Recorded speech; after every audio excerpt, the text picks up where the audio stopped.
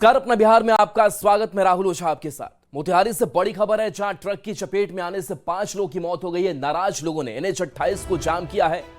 नाराज लोगों ने कई गाड़ियों में आग लगा दी है। सड़क जाम कर आगजनी हंगामा कर रहे हैं। कई थाने की पुलिस मौके पर पहुंची है। कोटवा दीपऊ मोड़ के पास की घटना बताई जा रही है, तो इस वक्त की बड़ी खबर आप तक पहुंचा रहे हैं, जहां ये घटना सामने आई। तस्वीर आप देखिए। इस घटना के बाद से लोगों में आक्रोश है। सड़क को जाम किया गया है। अवनीश हमारे साथ, न्यूज 18 संवाददाता। अवनीश, कैसे ये हादसा हुआ, अभी क्या स्थिति उस सड़क पर? देखिए, पूर्वी चंपारण के कोटवा थाने के दीपऊ मोड़ है और वहाँ एक कट है। उस कट के पास ही बड़ा सड़क हादसा हुआ है और एक ट्रक लगभग 4 गाड़ियों को रौंदते हुए निकल गई, जिसमें टेम्पो, मोटरसाइकिल और साइकिल था। और इस घटना में 5 लोगों की घटनास्थल पर ही मौत हो गई है और लगभग आधे दर्जन से ज्यादा लोग गंभीर रूप से घायल हैं, जिनका मोतिहारी सदर अस्पताल में इलाज चल रहा है। जो बेलगाम जो ट्रक था कई गाड़ियों को रोकते हुए निकल गया और अभी की जो हालात है, स्थानीय लोग काफी नाराज हैं, आक्रोशित हैं। NH 28 को जाम कर दिया है और NHAI की गाड़ी में आग भी लगा दी है। लगातार आक्रोशित लोगों का ये डिमांड है कि इस तरह की घटना घटी है, ये बड़ा दर्दनाक घटना है। इसमें तत्काल मुआवजा पूरे परिवार को दिलाई जाए। नौकरी की मांग तमाम लोग कर रहे हैं और वैसी स्थिति में अभी जो इलाका है, जो कोटवा का दीपऊ मोड़ है, वो पूरी तरीके से रण क्षेत्र में बदल गया है। काफी लगभग 1-2 दर्जन से ज्यादा थानों की पुलिस जो है वो वहां पहुंची है। आगजनी होने के बाद लगातार लोग नाराजगी अपनी व्यक्त कर रहे हैं, विरोध व्यक्त कर रहे हैं और NHAI के गाड़ी में जो आक्रोशित लोग थे उन्होंने आग भी लगा दी है। घटनास्थल पर कई जो है अनुमंडल पदाधिकारी भी मौजूद हैं, पुलिस पदाधिकारी, कई थानों के पुलिस कर्मी मौजूद हैं। लेकिन जो घटना घटी है, उस घटना के बाद लोग काफी आक्रोशित हैं, लोग काफी नाराज हैं और इसीलिए NHAI की गाड़ी में तमाम लोगों ने आग लगाकर सड़क को अभी भी जाम रखा है। NH 28 पूरी तरीके से जाम है और वैसी स्थिति में दिल्ली कोलकाता का ये मुख्य मार्ग है जो पूरी तरीके से जाम है। जी, चलिए, शुक्रिया अवनीश इस अपडेट के लिए आपका। और इस बीच बड़ी खबर छपरा से, जहां मशरक के पास बारातियों से भरी बस और ट्रक की टक्कर हो गई। इस हादसे में 20 से ज्यादा यात्री घायल हो गए। बंगरा महादेवा के पास यह हादसा हुआ जब बारात से लौट रही बस अनियंत्रित ट्रक से टकरा गई, जिसमें 20 बाराती घायल हो गए। सभी को इलाज के लिए CHC मशरक में भर्ती कराया गया है, जहां प्राथमिक उपचार के बाद 2 लोगों को सदर अस्पताल छपरा रेफर किया गया है। तो बस और ट्रक की टक्कर, छपरा से ये बड़ी खबर। ये तस्वीर आपको दिखा रहे हैं, जहां पर घायलों का इलाज चल रहा है। बस में बाराती सवार थे। प्राथमिक उपचार के बाद 2 लोगों को सदर अस्पताल छपरा रेफर किया गया है। और बांका से बड़ी खबर, जहां JDU प्रखंड अध्यक्ष के पिता की हत्या कर दी गई है। बच्चों के बीच विवाद में पीट कर हत्या हुई। पोते से मारपीट के दौरान दादा की हत्या कर दी गई। बीच बचाव करने गए छेदी मंडल, जिनकी हत्या की गई है। 12 से अधिक लोगों ने इस घटना को अंजाम दिया। पुलिस ने आरोपियों के खिलाफ FIR दर्ज की है। आरोपियों की तलाश में छापेमारी जारी है। बिहार में बुलडोजर एक्शन जारी है। लगातार अतिक्रमण हटाओ अभियान के बाद इसका विरोध भी शुरू हो गया है। पटना की सड़क पर झुग्गी झोपड़ी के लोग सड़क पर उतरे और सरकार के खिलाफ प्रदर्शन किया। प्रदर्शन कर रही महिलाओं ने कहा कि सरकार हमारे आशियाने को उजाड़ रही है।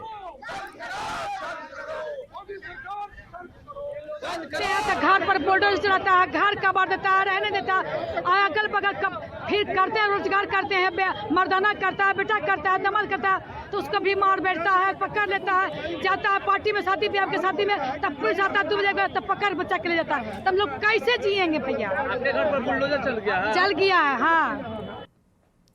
खबर छपरा से, जहां जिला प्रशासन ने एक बार फिर से बुलडोजर अभियान को शुरू कर दिया है। इस बार शहर के सरकारी बाजार में बुलडोजर अभियान चलाया गया। इस अभियान के तहत बुलडोजर से अवैध निर्माण को ध्वस्त किया गया।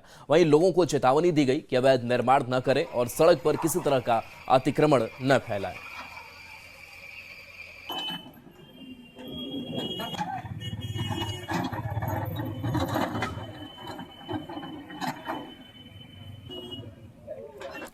मोतिहारी के चकिया थाना क्षेत्र और आदापुर थाना क्षेत्र में NIA ने कई ठिकानों पर छापेमारी की। चकिया थाना के कोयला बेलवा गांव और आदापुर थाना क्षेत्र के अरड़ा गांव में केंद्रीय एजेंसी की टीम ने जांच अभियान चलाया।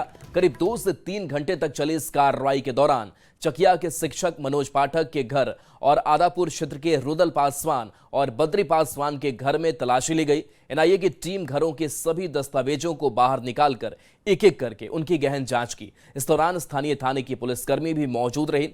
एनआईए ने मनोज पाठक के दामाद धीरज तिवारी को हिरासत में लिया। वहीं उनके साथ कई कागजात और मोबाइल को भी जब्त किया गया। मामला फेक करेंसी और फर्जी दस्तावेज से जुड़ा बताया जा रहा है। ज्यादा जानकारी दे रहे हैं न्यूज 18 संवाददाता अवनीश कुमार सिंह। पूर्वी चंपारण के आदापुर और चकिया में छापेमारी की है और मनोज पाठक के दामाद धीरज तिवारी को एनआईए की टीम ने गिरफ्तार किया। देखिए तस्वीर आपको दिखा रहे हैं, चकिया थाने की तस्वीर है और यहीं पर धीरज तिवारी से आज जो है एनआईए की टीम और पुलिस पूछताछ कर रही है। देखिए जो जानकारी मिली है कि धीरज तिवारी नेपाल का रहने वाला है और वैसी स्थिति में उसने भारतीय कागजात भी उन्होंने बनवाया है, अपना पैन कार्ड बनवाया है, आधार कार्ड बनवाया है और वैसी स्थिति में नेपाल की भी नागरिकता है। फेक करेंसी का भी मामला है और उनकी पत्नी की मौत काफ़ी पहले हो गई थी और उनके बैंक से कई ट्रांजैक्शन हुए हैं, जो चकिया में भी ट्रांजैक्शन हुए हैं, यहाँ पे भी एटीएम से पैसे निकाले गए हैं और ये पैसे जो है काफ़ी मात्रा में जो है वो पैसे निकाले गए हैं। तो वैसी स्थिति में पूरी जांच में एनआईए की टीम जुटी है। खासतौर पर धीरज तिवारी की संलिप्तता बड़ी है। उनके साथ एक और सहयोगी की भी एनआईए तलाश कर रही है। जो जानकारी मिल रही है कि धीरज तिवारी लगातार जो है विदेश में रहकर काम करते थे, कुवैत में रहते थे और वहाँ से जब भी वो आते थे तो ये अपने ससुराल कोयला बेलवा में रहते थे और कोयला बेलवा में ही जब वो पहुँचे थे उसके बाद एनआईए को जानकारी मिली और एनआईए ने उनको गिरफ्तार किया। तो पूरी जानकारी जो है वो सामने आ रही है और एनआईए पूरे मामले की जाँच में जुटी है कि आखिर धीरज तिवारी की संलिप्तता क्या क्या है, आखिर पैसे का लेन देन हुआ है, जो फेक करेंसी का मामला है, कई फर्जी कागजात जो है वो भारतीय कागजात उन्होंने बनवाया है। उनका वो नेपाल में रहते थे लेकिन उन्होंने फर्जी तरीके से भारतीय कागजात बनाया है। तो पूरा मामला संदिग्ध है और वैसी स्थिति में एनआईए की टीम इसी थाने के अंदर जो है गहन तरीके से पूछताछ में जुटी है। अवनीश कुमार, न्यूज 18 चकिया। पूर्व मुख्यमंत्री राबड़ी देवी का 10 सर्कुलर स्थित सरकारी आवास इन दिनों काफी चर्चा में है। इस आवास को खाली करने को लेकर सरकार ने आदेश जारी कर रखा है। सरकारी आदेश के बाद अब यह कहा जा रहा है कि राबड़ी देवी अपने परिवार के साथ अब नए सरकारी आवास में शिफ्ट नहीं होंगी। वो अपने निजी बंगले में चली जाएंगी। वो बंगला जो फुलवारी शरीफ से सटे महुआ बाग में पिछले कई वर्षों से बन रहा है। न्यूज 18 आज आपको इस बंगले का टॉप व्यू दिखा रहा है। आप देख सकते हैं ये बंगला कितना शानदार बना है। चारों तरफ ऊंची ऊंची बाउंड्री है। बंगले में हरियाली के लिए काफी जगह छोड़ी गई है। अगल बगल कई अपार्टमेंट और दूसरे मकान भी बने हैं। अब यह देखना है कि राबड़ी देवी और लालू प्रसाद कब तक इस बंगले में शिफ्ट होते हैं। 18वीं बिहार विधानसभा के पहले सत्र की शुरुआत 1 दिसंबर यानी कल से होगी। यह सत्र 5 दिनों की होगी। पहले दिन नवनिर्वाचित विधायकों को शपथ दिलवाया जाएगा। अगले दिन विधानसभा के अध्यक्ष का चुनाव होगा और फिर तीसरे दिन राज्यपाल का अभिभाषण होगा। इधर इस दौरान बात सुरक्षा व्यवस्था की करें तो सुरक्षा को लेकर तैयारी पूरी कर ली गई है। लगभग 800 पुलिसकर्मियों के साथ बड़ी संख्या में पुलिस पदाधिकारी और मजिस्ट्रेट की तैनाती की गई है। विधानसभा परिसर से ज्यादा जानकारी दे रहे हैं न्यूज 18 संवाददाता अमित कुमार। विधानसभा के विशेष सत्र जो है वो आहूत की गई है और ये सत्र जो है वो 5 दिनों की होगी। पहले दिन जो है निर्वाचित विधायकों को शपथ दिलाया जाएगा। दूसरे दिन विधानसभा अध्यक्ष का जो है वो चयन होंगे और यह अभिभाषण जो है वो सेंट्रल हॉल में होगी। चौथे दिन राज्यपाल के अभिभाषण पर जो है वो वाद विवाद होगा। 5वें दिन अनुपूरक बजट पे वाद विवाद होगा और उसके साथ ही सदन की कार्रवाई जो है अनिश्चित काल के लिए स्थगित कर दी जाएगी। और इधर हम बताते चले कि यह सत्र जो है वो बेहद खास होगा, चूँकि इस बार सत्र में जो है सत्ता पक्ष की संख्या बल जो है अधिक है, विपक्ष की संख्या बल जरूर कम है, लेकिन विपक्ष जो है वो पूरे तौर पे आक्रामक होगा। सदन के लेकर के सत्र को लेकर के विधानसभा विधान परिषद कहें तो दोनों जगह जो है वो तैयारी काफ़ी जोर शोर से चल रही है। चप्पे चप्पे पे सुरक्षा कर्मियों की तैनाती होगी। जिलाधिकारी और एसएसपी जो है खुद उन्होंने निर्देशित किया है कि किस तरह से सुरक्षा व्यवस्था जो है रखनी है और कह सकते हैं कि सीसीटीवी कैमरे से भी जो है वो देखिए यहाँ पे पूरे तौर पे पूरे परिसर पे जो है वो नज़र रखी जा रही है और कहीं ना कहीं कह सकते हैं कि सुरक्षा को लेकर के भी विशेष ध्यान जो है वो दिया जा रहा है। बताते ये भी चले कि इस बार जैसा हमने कहा कि एनडीए यानी कि सत्ता पक्ष के पास जो है संख्या बल अधिक है तो उनकी सीट्स जो है वो अधिक होगी विधायकों की। विपक्ष जो है वो उनकी संख्या कम है। इधर हम बात करते चले तो कई ऐसे विधायक हैं जो पहली बार सदन जो है वो पहुँचेंगे और कहीं कहीं कह सकते हैं कि एक नई तस्वीर जो है बदली हुई इस बार जो तस्वीर जो है वो देखने को विधानसभा में मिलेगी। तो कह सकते हैं कि सोमवार से यानी कि 1 दिसंबर से जो सत्र है आहूत है वो बेहद खास होने वाला है। कैमरा पर्सन सुबोध के साथ अमित कुमार, न्यूज़ 18 पटना।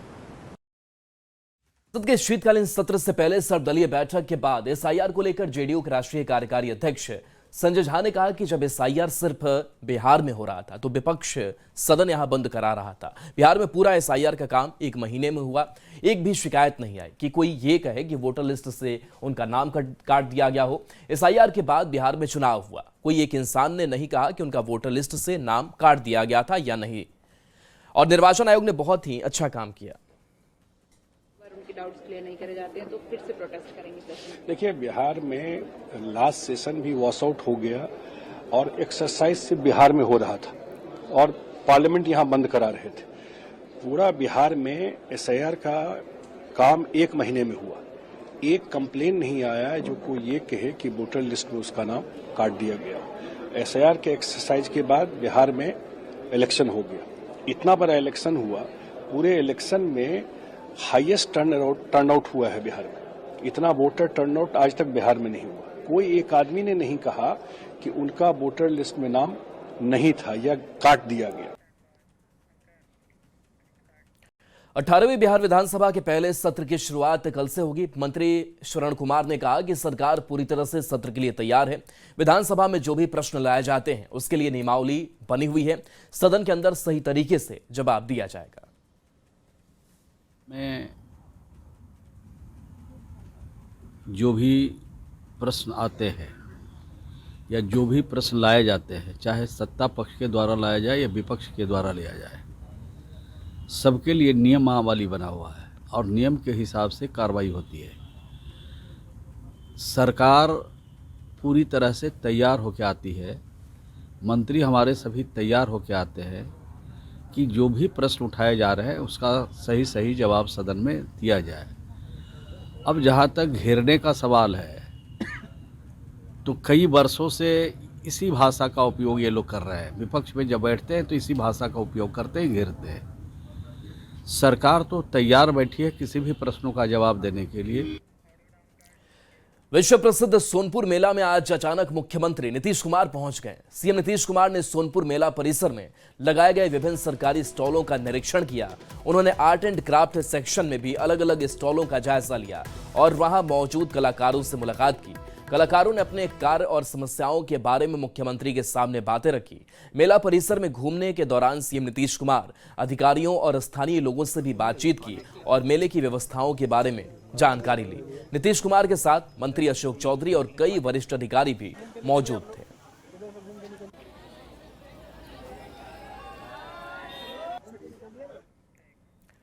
पटना के दीघा विधानसभा के लोगों की मांग को देखते हुए आनंदपुरी नाला पर 4 लेन सड़क बनाने का काम शुरू हो गया है, जिसके बाद लोगों के साथ स्थानीय विधायक भी काफी उत्साहित हैं। इस नाले पर सड़क बन जाने से एक बड़ी आबादी को न सिर्फ राहत मिलेगी बल्कि पटना शहर के एक बड़े हिस्से को जाम से भी मुक्ति मिल जाएगी। इस बारे में दीघा विधायक संजीव चौरसिया से बातचीत की संवाददाता अनंत अमृतराज ने।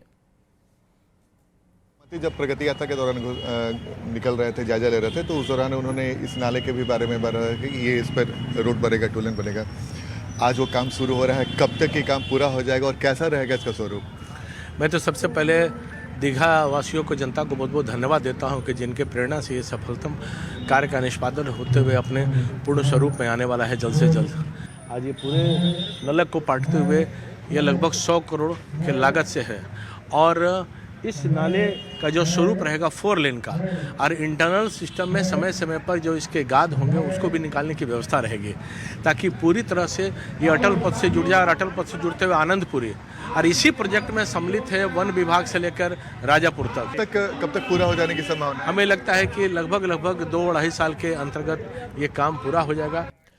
और इस बीच छपरा से बड़ी खबर, जहां पुलिस लाइन के सामने फायरिंग हुई है। फायरिंग में एक युवक की हत्या हुई है। बाइक सवार अपराधियों ने इस हत्याकांड को अंजाम दिया है। जान बचाने के लिए साइबर कैफे में युवक घुसा, हथियार लहराते हुए अपराधी फरार हो गए। पुलिस की लापरवाही पर सवाल उठ रहे हैं। तो बड़ी खबर छपरा से इस वक्त की बता रहे हैं, जहां फायरिंग में एक युवक की हत्या हुई है। बता दें कि बाइक सवार अपराधियों ने इस घटना को अंजाम दिया है। जान बचाने के लिए साइबर कैफे में युवक घुसा, लेकिन हथियार लहराते हुए इस घटना को अंजाम देते हुए अपराधी फरार हो गए। पुलिस की लापरवाही की भी बात सामने आ रही है, जिसको लेकर लोग आक्रोशित हैं।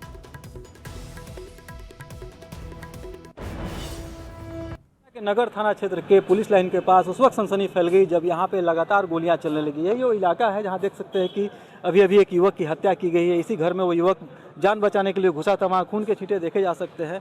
पुलिसकर्मी यहाँ पहुँच चुके हैं, लेकिन क्या है पहचान नहीं हो सकी अभी तक। जो युवक है उसकी पहचान नहीं हो सकी। हालांकि पुलिस जो है लगातार मामले की जांच कर रही है। आप देख सकते हैं नगर थाने की पुलिस भी पहुँच चुकी है।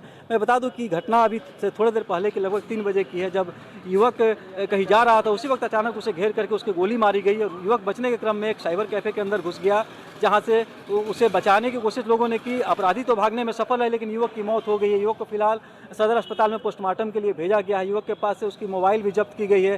फोरेंसिक की टीम भी घटनास्थल पहुंच गई, लेकिन अभी तक घटना में क्या कुछ हुआ या घटना का कारण क्या था, इसका खुलासा नहीं हो पा रहा है। पुलिस ये जानने की कोशिश कर रही है कि युवक कौन है, उसकी किससे दुश्मनी थी और मारने वाले कौन थे। अभी फिलहाल तमाम मामलों की जांच चल रही है। जांच के बाद यह स्पष्ट हो पाएगा कि मामला क्या था। लेकिन जिस तरह से पुलिस लाइन के सामने यह हत्याकांड को अंजाम दिया गया है, उससे अब सवाल उठने लगे हैं। संतोष गुप्ता, न्यूज़ 18, छपरा। और इस बीच खगड़िया से बड़ी खबर, जहां मानसी में एनआईए की टीम की छापेमारी हुई। रिटायर्ड पोस्टमास्टर के घर छापेमारी हुई। दीवार कूदकर अंदर दाखिल टीम हुई। मेटल डिटेक्टर से घर की तलाशी ली गई। मोबाइल फोन अपने साथ टीम ले गई है। छापे की वजह की जानकारी नहीं मिल पाई है। तो खगड़िया से ये बड़ी खबर, वहां की तस्वीर, जहां मानसी में एनआईए की टीम छापेमारी करने पहुंची। रिटायर्ड पोस्टमास्टर के घर पर यह छापेमारी हुई। मेटल डिटेक्टर से घर की तलाशी ली गई। इस मामले के बारे में तो हमको कुछ मालूम ही नहीं है, समझ गए ना। तो 3 बजे भोर में जो है एनआई टीम जो मेरे 7 फीट दीवार को तरफ के मेरे गेट को खोला और पूरे घर को जो है बेवजह जो है वो जांच किया। इसमें कहीं कुछ नहीं मिला। 7 फीट बाउंड्री वॉल? हाँ, 7 फीट। और मेरे भाई के घर में जो मेरा भाई जो है छोटा भाई, उसके घर को भी बगैर सूचना के उसके घर में भी तलाशी लिया। हाँ। महिलाओं को चुनाव के बाद 10,000 रुपए देने के मुद्दे पर विपक्ष के हमले पर जवाब देते हुए ललन सिंह ने कहा कि विपक्ष का काम ही है भ्रम फैलाना। वह सिर्फ भ्रम फैलाने का काम कर रहा है। भ्रम फैलाने का नतीजा देख लिए हैं कि कहां सिमट गए। विरोधी दल के नेता मुश्किल से बने हैं। शपथ ग्रहण की तारीख बता रहे थे, अब नजर नहीं आएंगे। यह सिर्फ भ्रम फैलाने का काम कर रहे थे। विपक्ष का काम ही है भ्रम फैलाना, तो वो भ्रम अब जनता में नहीं चलता है। तो उस भ्रम फैलाने का नतीजा देख लिए ना, कहां सिमट के बैठ गए हैं। बड़ा मुश्किल से विरोधी दल के नेता हुए, कुल नेतागिरी बुला गया और कह रहे थे, तारीख तय कर दिए थे कि हम कहिया शपथ ग्रहण लेंगे। अपना शपथ ग्रहण का खुदे तारीख तय कर रहे थे। आप कहीं नजर नहीं आ रहे। ये लोग नजर नहीं आएंगे। इन लोगों ने बिहार में जो 15 साल किया है, आज भी बिहार की जनता इन लोगों के शासन को याद करके उसका रूह कांप जाता है। बिहार बीजेपी अध्यक्ष दिलीप जायसवाल ने जमीयत उलेमाए हिंद के अध्यक्ष महमूद मदनी के बयान पर निशाना साधा। उन्होंने कहा कि मौलाना मदनी जैसे लोगों को और ऐसी भाषा की इस देश में जरूरत नहीं है। भारत अमन चैन का देश है, सबका साथ और सबका विकास का देश है। इस तरह के जिहाद की बात करने वाले लोगों को भारत की जनता कभी पसंद नहीं करती है। ऐसे लोगों का और ऐसे भाषा का इस देश में जरूरत नहीं है। भारत अमन चैन का देश है, सबका साथ सबका विकास का देश है, हिंदू मुस्लिम सिख ईसाई भाई भाई का देश है। इसलिए इस तरह की जिहाद की बात करने वाले लोग को भारत की जनता कभी भी पसंद नहीं करती है, कतई पसंद नहीं करती है। इसलिए इस तरह की भाषा पर इन लोगों को सोचना चाहिए, लगाम लगाना चाहिए। जेडीयू नेता नीरज कुमार ने भी महमूद मदनी के बयान पर पलटवार किया। कहा, हिंदुस्तान के संविधान में सभी को अपनी बात कहने का अधिकार है, लेकिन अपने बयान से किसी को दबाना या पक्षपात करना ठीक नहीं है। ऐसे बयानों को लेकर संगठन के दिल में आपका औचित्य हो सकता है, लेकिन जनता के दिल में इसका कोई औचित्य नहीं है। बयानात है, उसका सीधा अर्थ है कि इस हिंदुस्तान के संविधान में सबको अधिकार है अपनी बात कहने का, लेकिन कोई किसी को दबा देगा, कोई किसी के साथ पक्षपात करेगा। इस देश में न्यायपालिका है, कार्यपालिका है, विधायिका है। इसलिए यह मन को संतुष्ट करने के लिए हो सकता है, लेकिन संविधान से ही संतुष्ट होते आम आवाम, चाहे वो किसी धर्म और समुदाय का आदमी है। तो ऐसे बयानों का मेरी समझ से संगठन के लिए आपका औचित्य हो सकता है, जनता के दिल में इसका कोई औचित्य नहीं।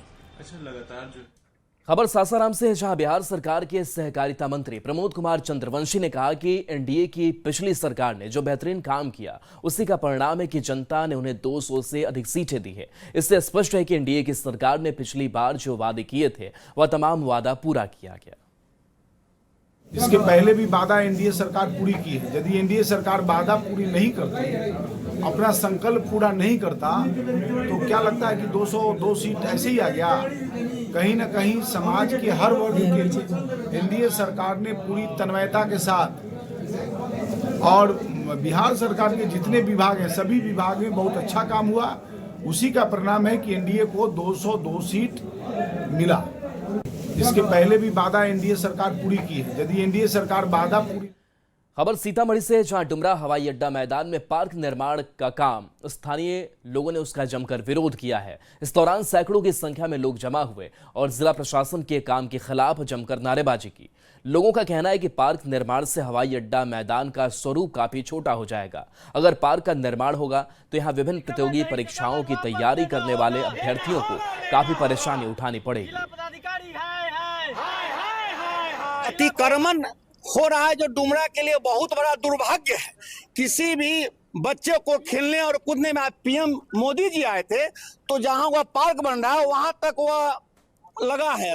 डीएम साहब को इतना ही बहुत बड़ा शौक है कि हम इसको सुशोभित करें फील्ड को, तो फील्ड के साइड से पार्क बनावे और उसमें स्ट्रीट लाइट लगावे, बाथरूम बनावे और बेंच बनावे। बगल में यह जिम है जो बरसों से पड़ा हुआ है, उसको खेल कूद का बनावे। और चलिए न्यूज़ 18 बिहार झारखंड पर खबरें आपके लिए लगातार जारी।